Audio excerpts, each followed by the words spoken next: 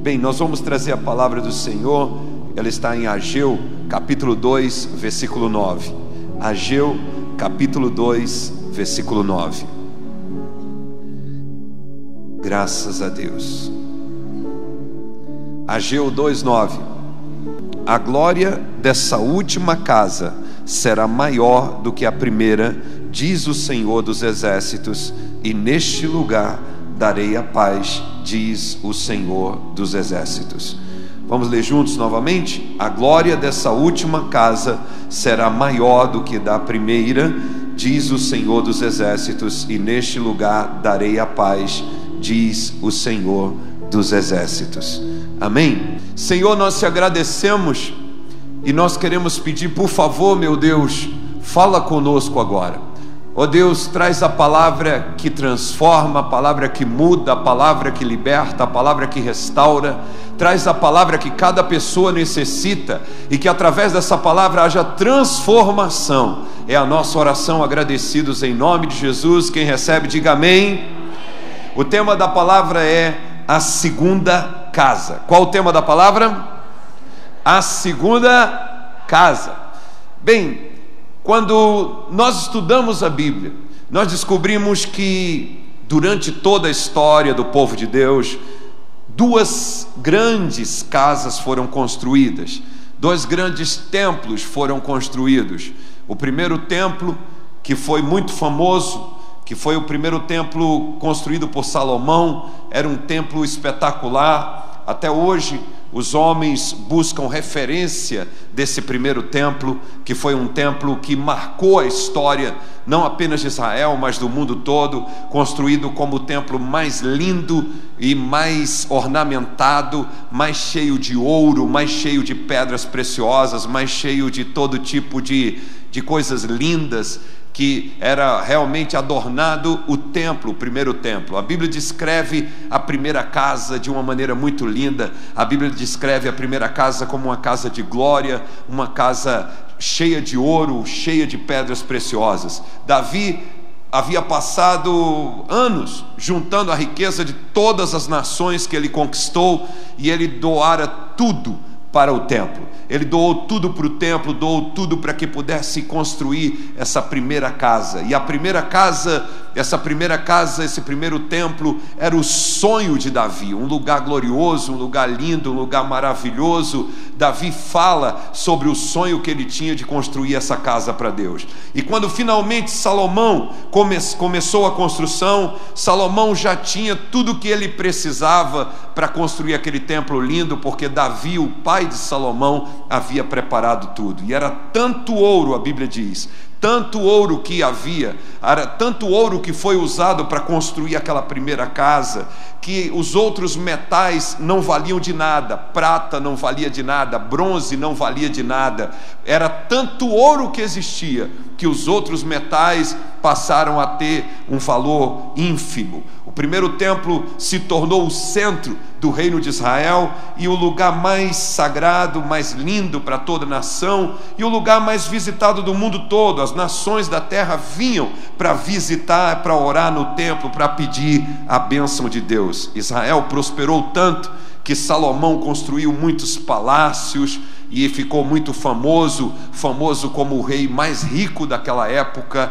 E é isso que nós temos que entender, que a nossa relação com Deus, a nossa relação com a casa de Deus, tem tudo a ver com a vida que a gente vai viver. Então é impossível negar a relação entre a casa de Deus e a nossa vida.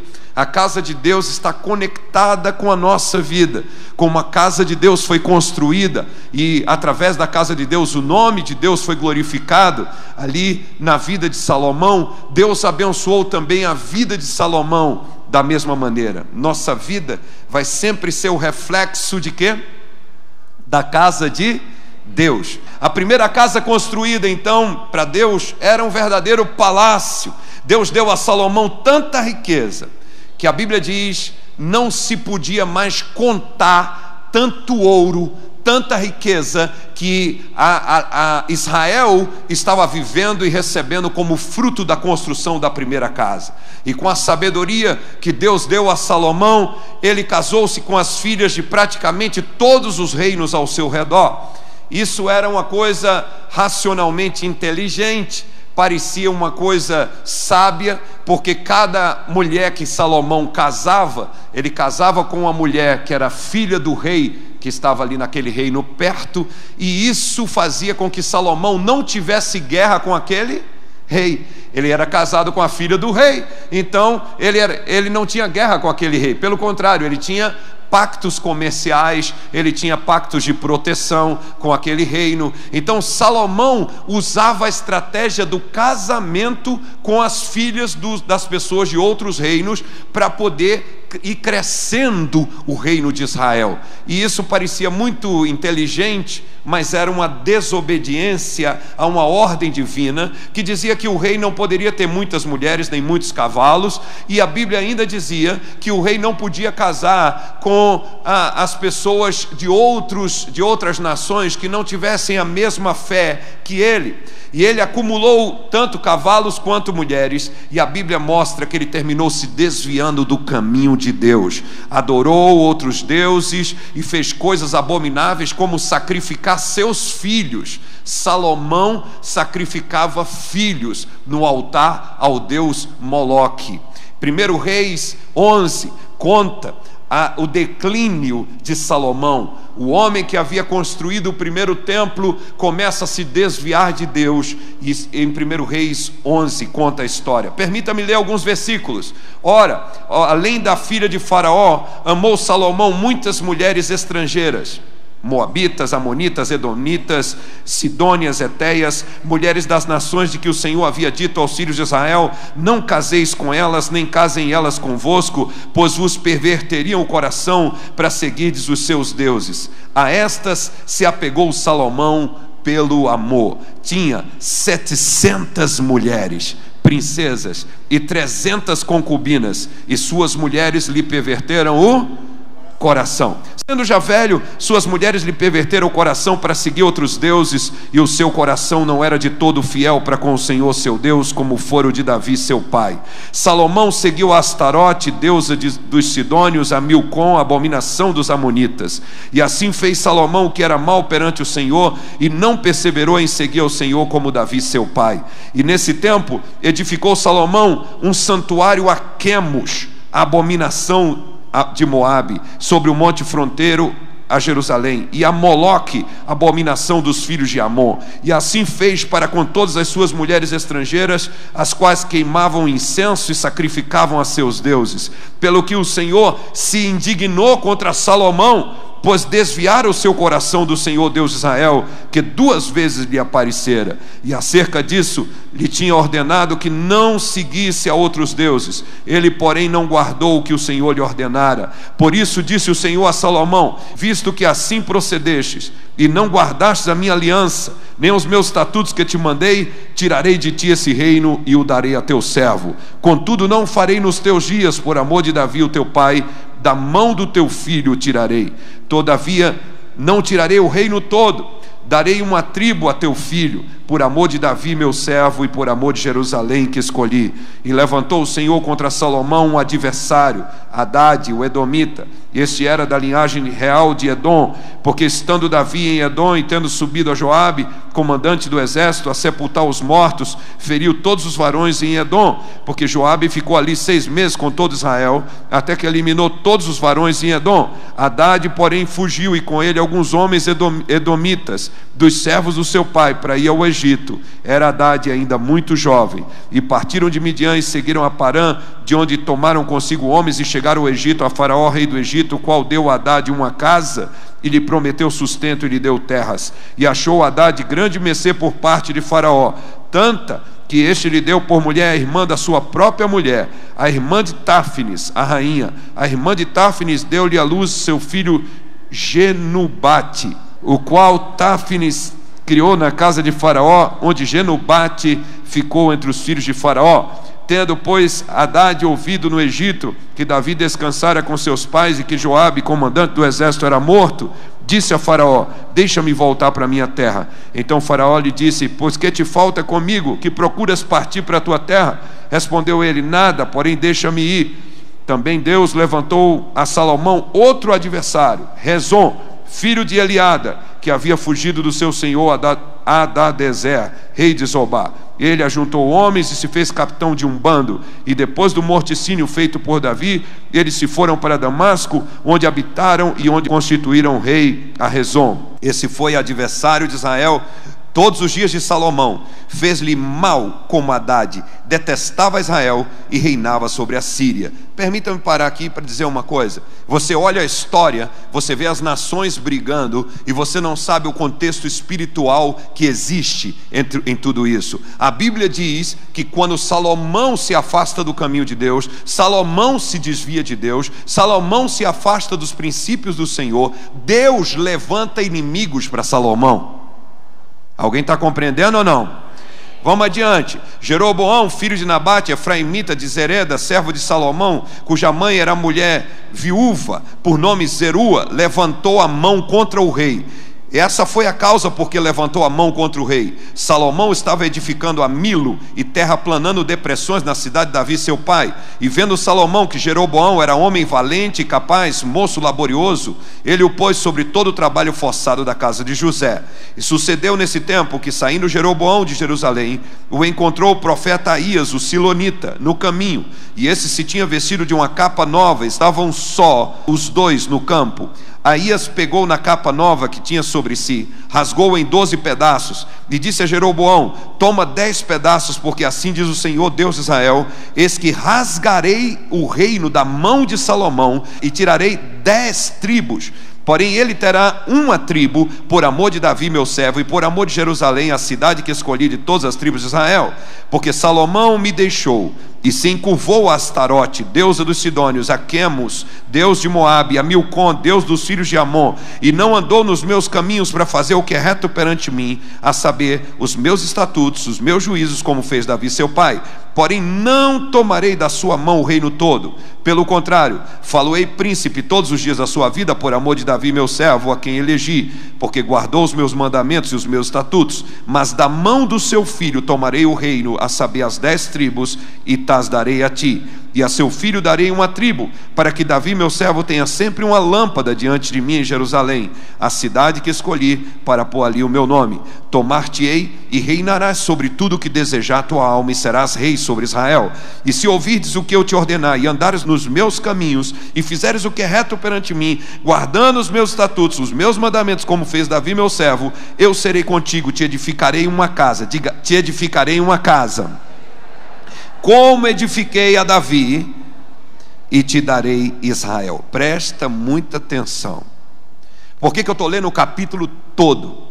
Eu estou lendo o capítulo todo para mostrar que Deus levanta um homem chamado Salomão para construir a primeira casa, uma casa de glória, de honra. Salomão constrói, Deus o prospera, Deus o abençoa. Aquele homem que não era ninguém, que se considerava muito pouco, fica famoso, fica importante, fica rico, se enche de mulheres, se casa com 1000 mulheres, como nós vimos, faz aliança com reinos que Deus tinha dito: não faça aliança, abandona Deus, começa a servir outros deuses.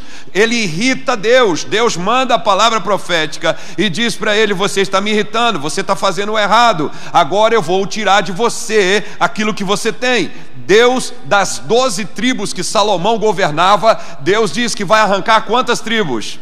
10 tribos, e vai deixar uma que na verdade vale por 2, ou seja, que o Senhor vai deixar uma tribo só, que na verdade são 2 tribos pequenas, mas que o Senhor deixaria essas 2 tribos com Salomão e com a sua casa. Deus diz: eu vou fazer isso não por amor a você, Salomão, eu vou fazer isso por amor a Davi, o seu pai, que sonhou em construir uma casa para mim. Eu vou fazer isso por amor a Davi, que foi reto diante de mim. Eu vou fazer isso por amor a Davi, que não me abandonou e seguiu o meu caminho. Davi queria construir a primeira casa. Deus não deixou Davi construir a primeira casa, porque Davi era um homem guerreiro, era um homem de sangue, tinha matado muita gente. Deus disse: você não pode construir minha casa, porque você sujou as mãos com sangue. Era um guerreiro muito forte, Davi, e Deus o abençoou. E Deus disse: ok, eu eu amo o seu coração, mas você não pode construir minha casa. Eu preciso de um homem pacífico para construir minha casa. Foi Salomão. Deus deu o privilégio a Salomão de construir a casa. Davi prepara o material da casa, Davi prepara o ouro, Davi prepara a prata, Davi prepara as pedras preciosas, Davi prepara tudo que é de melhor que existe na face da terra para a casa de Deus. Salomão constrói a casa, fica rico, próspero, como eu disse, abandona a Deus, deixa o Senhor, e agora Deus diz: eu vou arrancar de você e eu vou dar para outro. Deus chama o outro e diz: se você me servir, eu vou construir a tua casa. A casa de Deus está relacionada com a nossa casa. Diga para quem está ao seu lado: a casa de Deus está relacionada com a minha casa. A sua casa e a casa de Deus estão conectadas. E Deus diz: se você me servir, se você cuidar das minhas coisas, se você cuidar da minha casa, eu vou construir a sua, eu vou fazer a sua. Assim como eu construí a casa de Davi, eu vou construir a tua casa. Por isso afligirei a descendência de Davi, todavia não para sempre. Pelo que Salomão procurou matar Jeroboão, esse porém se dispôs e fugiu para o Egito, até com Sisaque, rei do Egito, e ali permaneceu até a morte de Salomão. Muito triste o fim da vida de Salomão. Mas por que Deus deixou Salomão construir a primeira casa? No início, Salomão tinha as qualidades perfeitas para construir a casa, e eu quero que você medite nisso comigo hoje. Primeiro, Salomão era o quê? Um sacrificador. A Bíblia mostra que o rei Salomão, ele vai a Gibeão para sacrificar, porque era o alto maior, e ofereceu 1000 holocaustos, Salomão, naquele dia, ao Senhor. Ofereceu 1000 holocaustos. Quantos holocaustos ele ofereceu? Bem, se Salomão não era um sacrificador, não sei quem era, porque Salomão, ele era esse homem que oferecia, e não oferecia 1, nem 2, nem 3, mas 1000 holocaustos ao Senhor. Por isso Deus o escolhe para edificar a primeira casa, porque ele era um sacrificador, e Deus busca homens capazes de sacrificar por ele. Deus busca homens que estejam dispostos a sacrificar por ele. Deus busca pessoas que tenham essa disposição no coração de sacrificar para Deus, de sacrificar por Deus, de entregar o seu melhor. A Bíblia diz: se alguém quer vir após mim, negue-se a si mesmo, tome a sua cruz e siga-me. Deus vai fazer você entregar o que você tem. Deus vai testar você antes dele te dar riqueza e prosperidade. Deus vai testar você. Deus vai desafiar você a entregar o que você tem no bolso. Deus vai desafiar você a entregar coisas que você ama. Deus vai desafiar você a render coisas que você valoriza. Deus vai desafiar você a deixar coisas que você gosta. Deus vai levar você ao sacrifício, porque somente sacrificadores podem construir uma casa para Deus. Agora não tem ninguém que possa recompensar você como Deus. O sacrifício diante de Deus vale 1000 vezes mais. O sacrifício diante de Deus será refletido em bênçãos eternas. O sacrifício deixado diante de Deus vai reverter em algo tão grande que você não pode nem imaginar, porque 1 centavo sacrificado diante de Deus vale como 1 milhão poupado nessa terra. Tudo que Deus pedir para você, Ele vai te dar muito mais. Tudo que Deus chamar você para entregar, Ele vai te dar muito mais, porque ninguém ganha de Deus no dar. Salomão só foi escolhido porque era um sacrificador. Ele só foi escolhido porque ele era, em segundo lugar, ele era agradecido. Era o quê?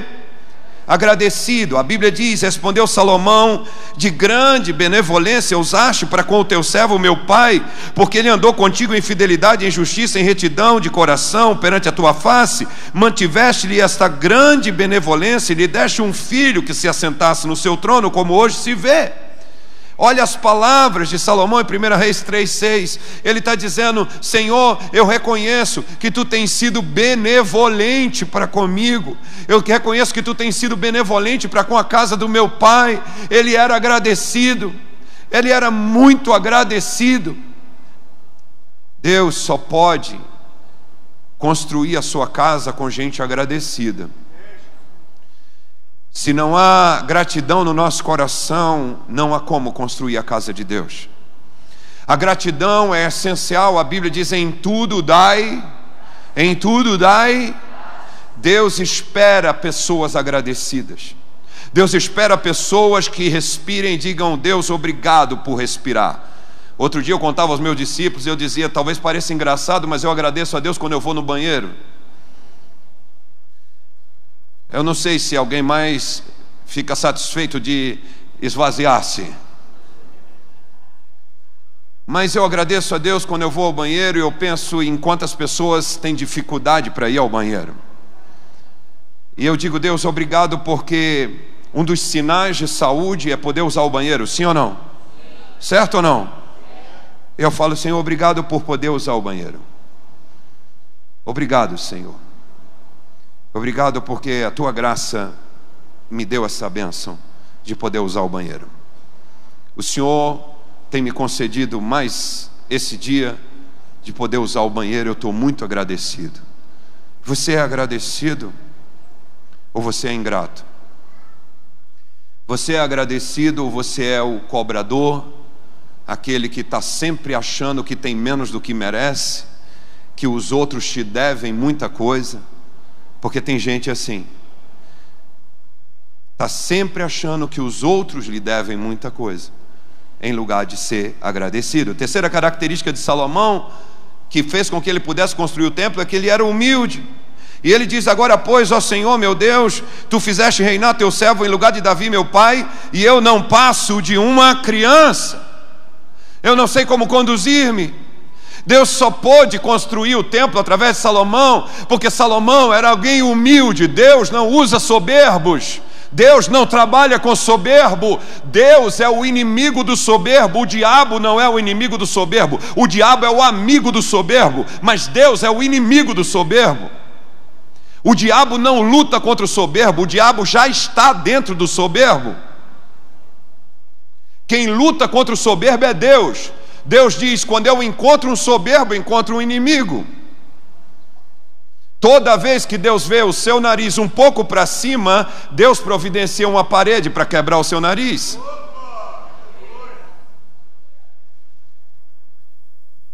Deus odeia a soberba. A Bíblia descreve a soberba como uma das coisas que Deus mais odeia. Mas quando Deus encontra alguém que diz: eu sou uma criança, eu não sei o que fazer, Deus diz: esse é dos meus. Gostei desse cara. Eu gostei dessa pessoa. Essa pessoa aí me agradou. Eu gostei. Ele acha que não sabe o que fazer, ele acha que é incapaz. Bom, bem-vindo. Anjos, vamos ajudar essa pessoa. Reino dos céus, vamos trabalhar junto com ela. Eu quero agraciar essa pessoa. Eu quero ajudar essa pessoa. Coríntios diz: Deus não escolhe aqueles que são grandes, mas os que são pequenos. Deus escolhe os que não são. Deus escolhe aqueles que não têm condições, aqueles que aparentemente são desprezíveis. É esses que Deus escolhe. Salomão diz: eu não sei o que fazer. Eu sou uma criança, sou um bebezinho, Deus, sentado no trono. Tem um bebê sentado nesse trono. O Senhor pode ter misericórdia de mim?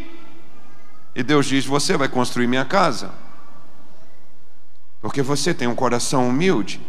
Dá pois ao teu servo, palavras de Salomão, dá pois ao teu servo coração compreensivo para julgar o teu povo, para que prudentemente discirna entre o bem e o mal. Pois quem poderia julgar esse grande povo? Ele reconhece a sua dependência de quem? De Deus. Ele diz: Deus, me dá o coração que eu preciso para fazer o que o Senhor quer. Me dá o coração que eu preciso para cumprir essa missão. Me dá o coração que eu preciso, Senhor, para realizar o teu propósito. E a quarta e última característica de Salomão, que fez com que ele pudesse construir o templo, é que ele agradava ao Senhor. A Bíblia diz: essas palavras agradaram ao Senhor, por haver Salomão pedido tal coisa. Ele agradava ao Senhor. Ele se preocupava em agradar ao Senhor. Você ainda se preocupa em agradar ao Senhor? Ou você não precisa mais dele? Pergunta a quem está do seu lado: você ainda está preocupado em agradar ao Senhor? Ou talvez você ficou tão importante, tão grande, tão rico, porque você tem emprego agora, porque você não tem câncer nesse momento, e você está se achando muito forte, não sabe que um verme pode comer sua coluna. Só um vermezinho. Você não sabe que um detalhe no seu sangue pode te matar hoje e amanhã te sepultamos no campo da esperança. Mas você se acha forte, com saúde, e você diz: eu não preciso de Deus. Para que Deus? Eu precisava de Deus lá atrás, mas hoje eu estou muito bem, eu já aprendi. Salomão agradava o Senhor, ele precisava de Deus. E disse-lhe Deus: já que pediste essa coisa, não pediste longevidade, nem riqueza, nem a morte dos teus inimigos, mas pediste o entendimento para discernir o que é justo. Eis que faço segundo as tuas palavras, dou-te coração sábio e inteligente, de maneira que antes de ti não houve teu igual, nem depois de ti o haverá. Também até o que não pediste eu te dou, tanto riquezas como glória, e que não haja teu igual entre os reis por todos os teus dias. Diga amém. Deus o abençoa. Toda vez que se juntam essas características, toda vez que essas características aparecem na vida de uma pessoa, o resultado é bênção. Toda vez que alguém é sacrificador, agradecido, humilde e agrada ao Senhor, vai haver bênção. Essa pessoa vai edificar a casa de Deus, essa pessoa vai edificar coisas lindas, essa pessoa vai ser prosperada por Deus. Mas quando Salomão perde essas características, ele perde tudo. A primeira casa foi destruída pelo pecado. O pecado destrói tudo que ele toca. E a queda de uma casa linda ensina muito. Eu já estive em cima e já estive embaixo. Eu já dormi pastor de uma igreja de 2.500 pessoas e acordei como pastor de ninguém. Sem igreja, sem destino, sem saber para onde ir. Com criança para criar, aluguel para pagar. E pensando: Deus, o que aconteceu comigo? Para onde eu vou? Eu me lembro como eu era orgulhoso, crítico, religioso, acusador. Eu me lembro das minhas mensagens e como facilmente eu estendia o dedo para as pessoas e chamava cada uma delas de pecadores, mas esquecia os outros dedos que estavam apontados para mim. Até que a desgraça chegou na minha casa, até que a dor tocou a minha própria casa e eu mesmo tive que sentir na carne a dor. É muito fácil jogar pedra na casa dos outros, esquecer que nós temos telhado de vidro. Você joga pedra nos outros e você esquece que o seu telhado é de vidro. Humanidade, gente, é vidro. Pessoas que dizem: eu nunca vou ser como fulano, como a fulana. Falamos mal dos outros, olhamos para os outros e desprezamos, e dizemos assim: isso não aconteceria comigo, isso não. Quantas palavras religiosas eu mesmo lancei. E Deus teve que permitir o meu quebrantamento. 2 de agosto de 97, eu cheguei aqui no Gama, porque Deus disse: é lá no Gama que você vai pastorear. Depois de haver pastoreado muitos anos no Guará, a segunda maior igreja de Brasília naquela época, e eu começo a pastorear 30 e poucas pessoas aqui no Gama. Um momento onde Deus disse: teu telhado é de vidro, e toda pedra que você joga longe vai cair de novo sobre você. E se você não aprender a se humilhar, a ser humilde. Salomão conta o que descobriu no Salmo 127. Se você não sabia, o Salmo 127 foi escrito por Salomão. Ele diz: se o Senhor não edificar a casa, besta de quem edifica. Se o Senhor não estiver edificando, Pode ser Salomão o nome do edificador. Está fazendo em vão. Está fazendo em vão. Se Deus não estiver no negócio, se Deus não estiver na causa e na casa, de nada valerá. Se a relação com Deus não estiver acima de tudo, não vai adiantar a casa bonita, porque um dia ela vai cair. Não vai adiantar a coluna de ouro, porque um dia essa coluna vai ser derrubada. Não vai adiantar o piso de ouro, porque um dia esse piso vai ser arrancado e roubado e comido por gente que não merece. Não vai adiantar fazer uma arca bonita, porque um dia mãos impuras vão colocar a mão nela, por causa de alguém que abandonou o Senhor. Se o Senhor não edificar a casa, em vão trabalham os que a edificam. Se o Senhor não guardar a cidade, em vão vigia a sentinela. Inútil vos será levantar de madrugada, repousar à tarde, comer o pão que penosamente granjeaste aos seus amados. Aqueles que desenvolvem uma relação de amor com Deus, Ele dá as coisas enquanto eles dormem. Salomão entendeu que era em vão trabalhar para edificar uma casa sem a companhia de Deus, que era em vão vigiar como uma sentinela para guardar uma cidade sem a proteção de Deus, que era inútil levantar de madrugada, repousar à tarde e comer o pão de dores, sem desenvolver um relacionamento de amor a Deus. Salomão descobriu que é Deus quem edifica, é Deus quem guarda e é Deus quem dá. Quem pode dizer amém? Só Deus dá. A relação com Deus é a coisa mais importante da tua vida, mais importante do que beber água, do que tomar café, almoçar e jantar, é a tua relação com Deus.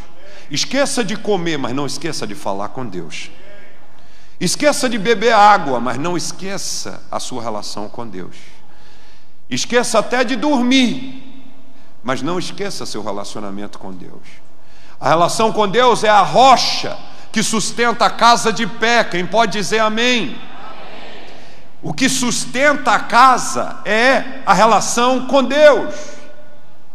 Mateus 7:24, todo aquele, pois, que ouve essas minhas palavras e as pratica, será comparado a um homem prudente, que edificou sua casa sobre a rocha, e caiu a chuva, transbordaram os rios, sopraram os ventos, deram com ímpeto contra aquela casa, que não caiu, porque fora edificada sobre a rocha. E todo aquele que ouve essas minhas palavras e não as pratica, será comparado a um homem insensato, que edificou a sua casa sobre areia, e caiu a chuva, transbordaram os rios, sopraram os ventos, e deram com ímpeto contra aquela casa, e ela desabou, sendo grande a sua ruína. Os ventos, as chuvas, os rios da vida virão para provar o fundamento da nossa relação com Deus. Como é que está a sua relação com Deus? O que está segurando essa casa? Quando a palavra de Deus se torna teoria na nossa vida, a casa vai cair. Quando a palavra de Deus se torna apenas conhecimento, não importa o quanto nós sabemos, e sim o quanto nós praticamos. Todos ouvem a palavra de Deus, mas ouvir não garante nada. A relação com Deus é prática. Salomão sabia tudo, mas parou de praticar o que ele sabia. A relação de Salomão com Deus foi reduzida a quê? Teoria. Aí você lê o livro de Provérbios, de Eclesiastes, e você diz: quanto sabia Salomão, mas ficou tudo na teoria. Salomão agora sacrificava para outros deuses. Quando você não está sacrificando para Deus, sempre vai estar sacrificando para outros deuses. O homem sempre vai sacrificar. Quando não é para Deus, é para si mesmo, é para o seu ego, é para os falsos deuses. Aquele homem agradecido, agora é um homem esquecido das bondades do Senhor. Aquele homem que antes agradecia por tudo, agora já não se lembrava. Aquele homem humilde, agora achava que sabia tudo. O homem que agradava ao Senhor, agora irritava o Senhor, e a casa caiu. Mas Deus não desistiu, e o texto que nós lemos fala que Deus nos chama para construir o quê? A segunda casa. E eu queria que você olhasse nos olhos de alguém ao seu lado e dissesse: Deus nos chama para construir a segunda casa. A gente fica olhando para Salomão e dizendo: esse homem errado. Mas na verdade a história de Salomão é um pouco da história de todos nós. E Deus está dizendo para nós: filho, é um novo ano, é uma nova oportunidade, e eu estou te chamando para construir a segunda casa. A sua primeira casa talvez ficou comprometida, porque o que você sabia se tornou só teoria. Mas a segunda casa é aquela de quem aprendeu que a sua relação com Deus é o mais importante nessa terra. A casa de cada pessoa é o reflexo da sua relação com Deus. E Deus prometeu que a glória da segunda casa vai ser... Diga para quem está do seu lado: o Senhor está te prometendo que se você hoje decidir voltar ao primeiro amor e construir a segunda casa, a glória vai ser maior. Quem recebe essa bênção em nome de Jesus e dizer: Senhor, não vai ser teoria, vai ser prática, meu Deus, vai ser prática. Eu vou construir a segunda casa. Eu vou construir sim uma casa melhor do que a primeira.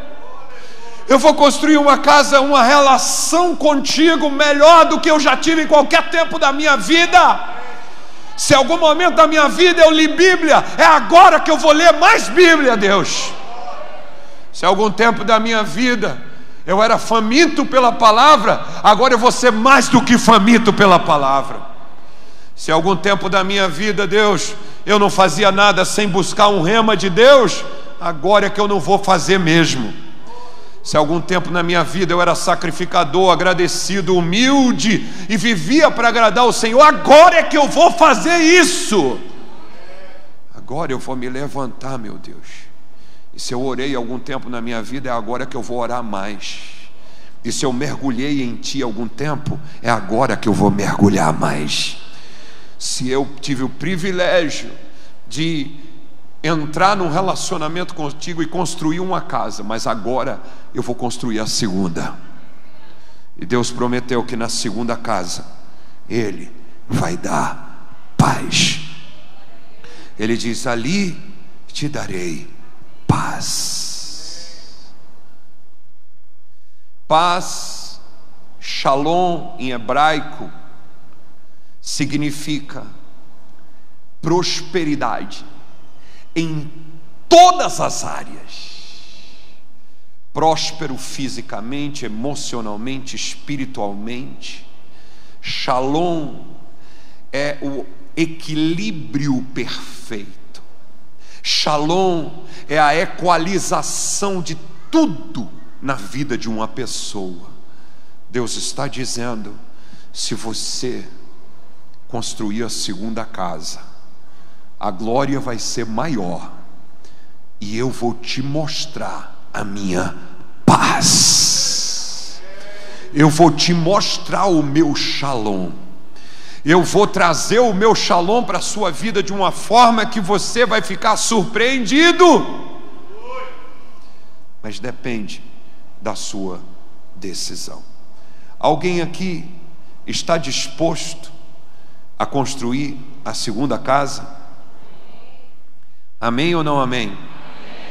Essa é a sua oportunidade. Se você vai construir a segunda casa, fica de pé no seu lugar. Nós vamos orar.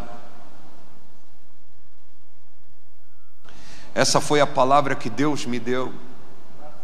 Ele disse: diga para eles que as construções velhas caíram, que há muita coisa que desabou, há muita coisa que virou teoria, mas que hoje, nesse domingo, 18 de fevereiro, o Senhor te chama e te diz: filho, quer construir a segunda casa? Você quer construir a segunda casa? Eu quero que você construa a segunda casa. Eu fico tão emocionado porque Deus podia simplesmente dizer: eu não quero mais casa nenhuma com você. Sim ou não? Ele podia dizer: eu não aceito mais casa nenhuma. Mas Ele não diz isso. Ele diz: constrói de novo. Constrói de novo.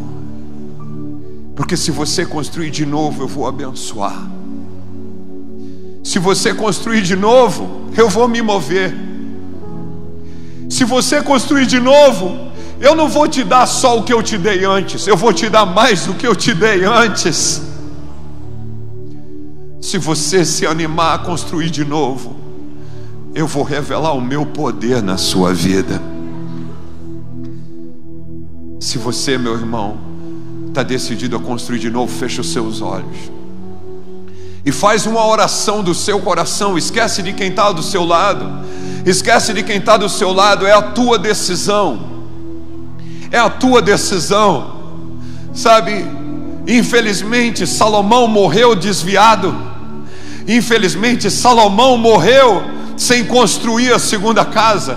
Infelizmente Salomão não teve a oportunidade, o privilégio, mas você tem o privilégio de construir de novo. Você tem o privilégio de construir a segunda casa. Você tem o privilégio de fazer uma casa melhor do que você fez antes. Você pode fazer uma casa maior para Deus. Você pode decidir hoje e dizer: sabe, Deus, se algum dia eu orei 1 hora, agora eu vou orar 2. Se eu lia 3 capítulos da Bíblia, eu vou ler 6. Senhor, eu vou construir minha relação contigo acima de todas as coisas. Acima de todas as coisas, acima de tudo que possa ser importante, acima de tudo que pareça importante, eu vou construir minha relação contigo. Eu não vou permitir que os luxos que eu conquistei por tua graça me desviem do teu propósito. Eu não vou permitir que as bênçãos alcançadas por tua graça tomem o teu lugar na minha vida.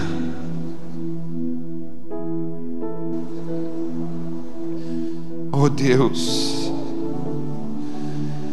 sabe o que Deus está dizendo para você? Volta, filho, volta para mim, volta para o lugar secreto, volta para o lugar da comunhão, volta para o lugar da adoração, volta para o lugar da humildade, volta para o lugar da gratidão, volta para o lugar da dependência. Vem de novo como criança, vem como criança, como Salomão que dizia: Senhor, eu não passo de uma criança. Vem como criança e salta nos meus braços de novo. Salta nos meus braços e constrói uma casa mais linda do que a primeira. Constrói uma casa mais linda. Constrói uma casa onde o meu nome seja levantado. Constrói uma casa onde o meu nome seja glorificado. Constrói uma casa para mim e eu vou construir a tua casa.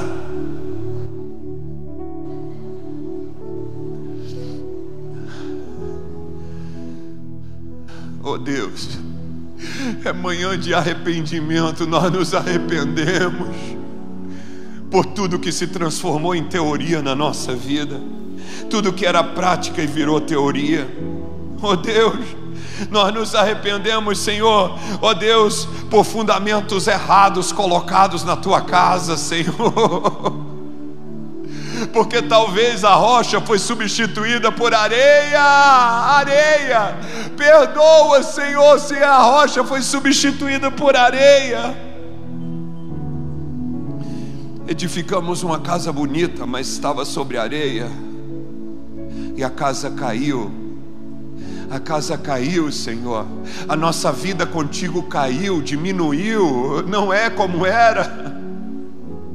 Os ventos vieram, Senhor, as chuvas, os rios, e a casa caiu. Mas hoje nós estamos dizendo: Pai, nós queremos a segunda casa. Nós vamos começar a segunda casa nesse domingo. Nós vamos começar a segunda casa, Senhor, de madrugada, de noite, de manhã, de tarde. Nós vamos começar a segunda casa, Senhor, lendo a palavra, orando, buscando, jejuando, clamando.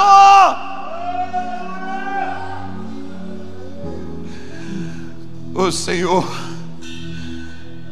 a tua promessa se cumprirá em nós. O Senhor disse: a glória da segunda casa será maior. Aquele que tiver coragem de fazer a segunda casa, aquele que tiver coragem de se levantar e dizer: Deus, eu quero a segunda casa. Aquele que tiver coragem de dizer: Deus, eu não posso viver sem essa casa construída para ti, esse verá o poder de Deus. E a palavra do Senhor que diz: ali eu darei paz. Neste lugar, no lugar da construção dessa casa, eu darei paz. Nós não queremos te amar como, não queremos te amar como te amávamos, Deus. Nós queremos te amar mais do que nós te amávamos. Nós não queremos apenas voltar à prática das primeiras obras. Nós queremos fazer obras maiores do que as primeiras, Senhor. Nós queremos hoje repreender a teoria e decidir por uma vida prática de fé. Se você está recomeçando sua relação com Deus, levanta a sua mão e deixa eu orar. Pai, eu estou abençoando todos que estão recomeçando sua relação contigo. Todos que estão dizendo: Deus, hoje eu volto para ti. Hoje eu volto para ti, Senhor. Hoje eu volto para ti, Senhor. Hoje eu te digo, Senhor, eu preciso de ti, Senhor. Eu não passo de uma criança, meu Deus. Eu não sei o que fazer. Eu preciso de ti, Senhor. Oh, eu volto para ti como criança. Eu volto para ti como essa criança que não sabe o que fazer, essa criança dependente, essa criança que clama, essa criança, Senhor, que não tem sabedoria, nem inteligência, nem experiência. É uma criança dependente do Pai. Eu volto para ti, Senhor. Eu volto para ti. Eu quero sacrificar o que for necessário para ti, Deus. O que for necessário. O que eu tiver que sacrificar, dá-me a graça de sacrificar, Deus. O que tiver que ser sacrificado, que seja. O que tiver que sair, sairá. O que tiver que eu deixar, eu vou deixar. O que eu tiver que entregar, eu quero entregar, Senhor. Não quero ídolos, não quero Moloque, eu não quero falsos deuses na minha vida, Deus, por favor, não quero falsos deuses na minha vida, Deus. Por isso eu peço perdão por toda desobediência. Oh, e hoje eu me rendo a Ti, agradecido. Essa manhã é um presente do Senhor para nós. Essa manhã é um presente do Senhor para nós. O Senhor está dizendo: eu te dou uma nova chance. Eu te dou uma nova chance. Você pode começar de novo agora.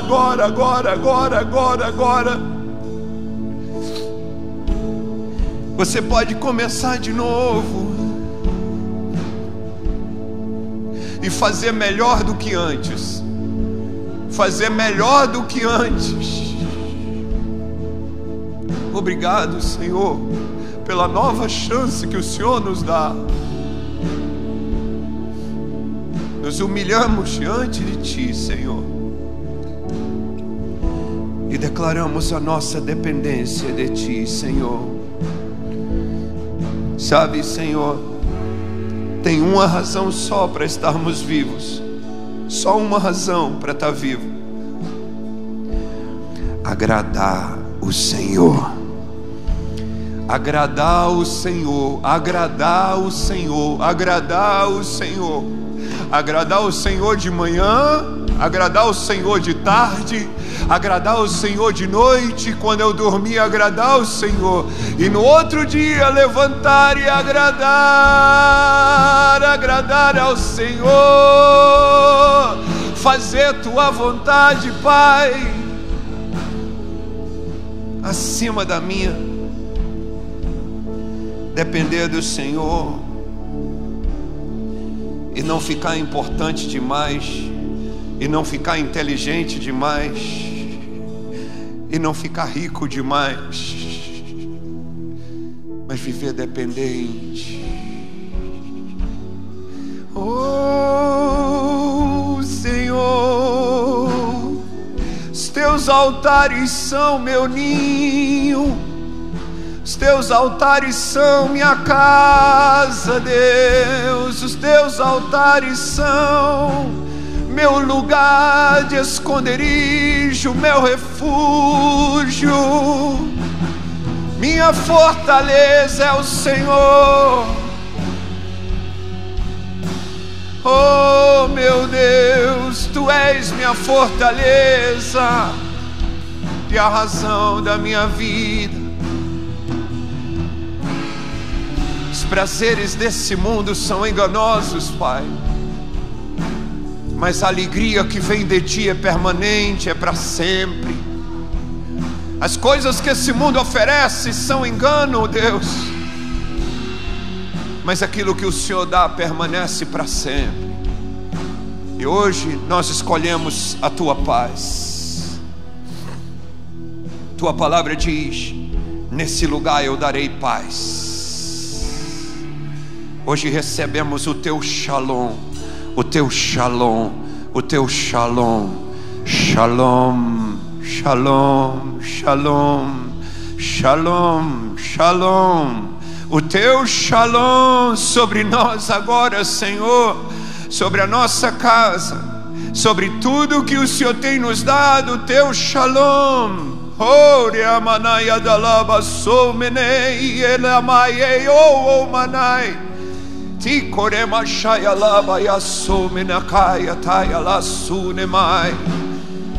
Sobre tudo que temos, o Teu shalom, Senhor, o Teu shalom, porque a vida não tem sentido sem o Teu shalom. O Teu shalom é que dá sentido à vida. A vida não funciona sem o Teu shalom. Vem, shalom de Deus, shalom de Deus, shalom de Deus. Vem, vem, vem, vem, vem, vem, vem, vem, vem. Vem sobre a nossa casa, vem sobre tudo que o Senhor tem nos dado. Shalom, Shalom, shalom de Deus. Vem, vem, vem, vem, vem, vem. Aleluia. E tudo que não é shalom é removido. E tudo aquilo que não era teu é tirado, Senhor, para que o teu shalom permaneça. Ore makantaya manaye menekai otemalai. Oh, renova a aliança, Senhor, renova a aliança, renova a aliança. Aquele que tinha aliança de orar de madrugada, renova a aliança agora, Senhor. Aquele que tinha aliança de leitura da Bíblia antes de comer, renova a aliança agora, Senhor, em nome de Jesus. Aquele que tinha aliança de consultar o Senhor para fazer qualquer coisa, renova, renova, renova, renova, renova. Todo pacto quebrado seja perdoado, e no lugar do pacto da casa antiga se levante o pacto da nova casa. A tua palavra diz: essa não vai ser só a segunda, essa vai ser a casa definitiva. Essa vai ser a casa definitiva. Eu abençoo cada pessoa com essa casa definitiva na tua presença. Que seja a tua graça sobre eles, seja a tua bênção sobre eles. É a minha oração, no nome de Jesus.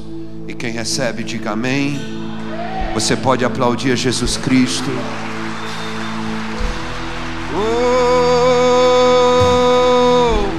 Aleluia, aleluia.